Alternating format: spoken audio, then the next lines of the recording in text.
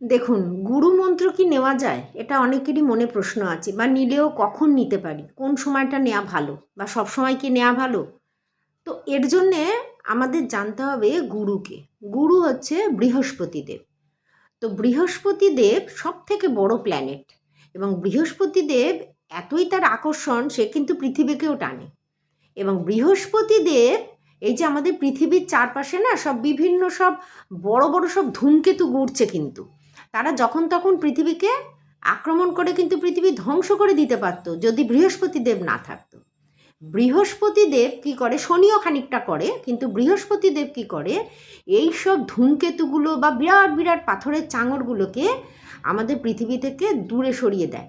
হ্যাঁ, তার ফলে পৃথিবী কিন্তু প্রোটেক্ট আছে, মানে প্রোটেক্টের মধ্যে আছে, পৃথিবী আমাদের ঠিকঠাক আছে। না হলে কিন্তু অনেক দিন আগেই পৃথিবী ধ্বংস হয়ে যেত যদি বৃহস্পতি না থাকতো।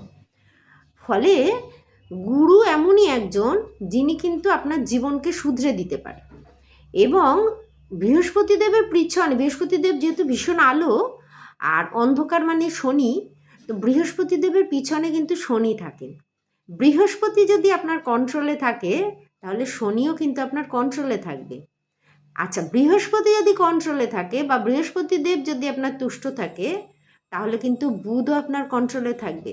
কেন, বুধ কিন্তু ছোট বাচ্চাদের মতন হয়, সাধারণত আমরা বলি নপুংসক, ছোট বাচ্চা, মিথ্যা কথা বলা একজন বাচ্চা।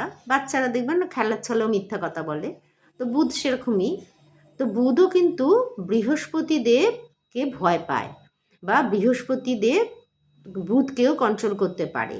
তাহলে বৃহস্পতিদেব কিন্তু বুধকে কন্ট্রোল করে, শনিকে কন্ট্রোল করে।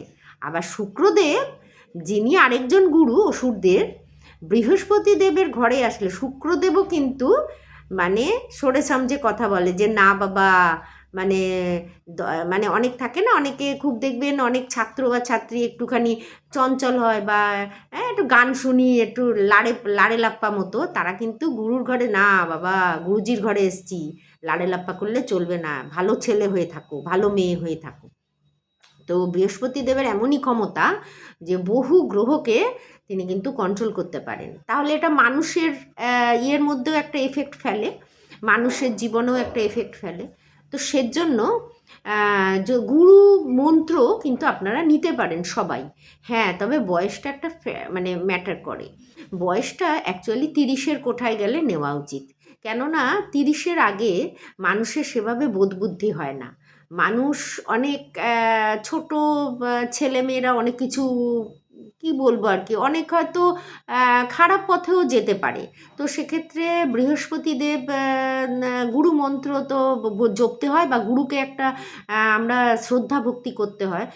গুরু এমনই জিনিস, সবসময় শ্রদ্ধার জিনিস। শুধু যে আপনি যে গুরুর থেকে মন্ত্র নিচ্ছেন সে গুরু কিন্তু নয়।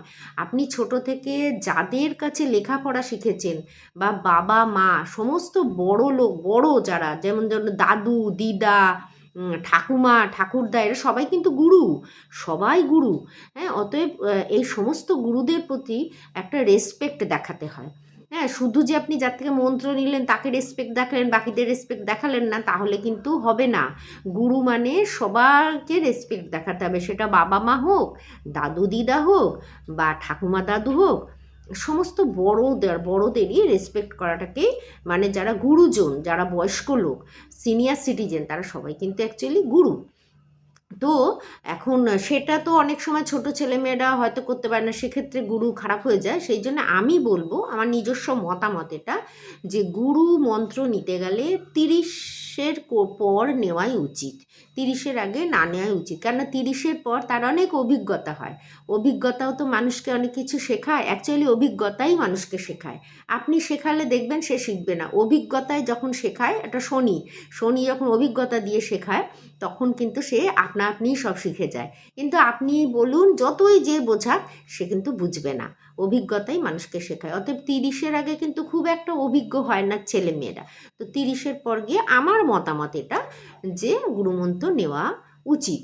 তো এটাই হচ্ছে গিয়ে অ্যাকচুয়ালি গুরু মন্ত্রটা যদি আপনি জপেন, বা বড়দের যদি সেইভাবে শ্রদ্ধা ভক্তি করেন, আপনার জীবনের দিকে ধেয়ে আসা সমস্ত, ধরুন খারাপ জিনিসগুলো, গুরুদেব কিন্তু সেটাকে সরিয়ে দেবেন। হ্যাঁ, তো দিয়ে আপনার জীবনটা অনেক সহজ করে দেবেন বা আপনার সমস্যাগুলোকে অনেক সুন্দর করে তিনি সমাধান করে দেবেন।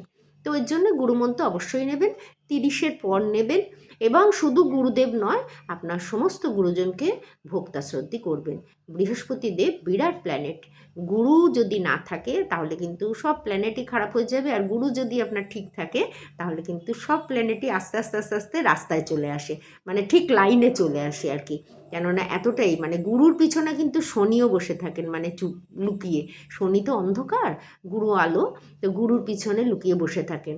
এখন গুরু যদি ভালো থাকে, শনিও আপনার ভালো থাকবে, বুধও আপনার ভালো থাকবে। অতএব এইগুলো থাকা মানে, আবার শনি ভালো মানে শুক্র অটোমেটিক্যালি আপনার ভালো হয়ে যাবে।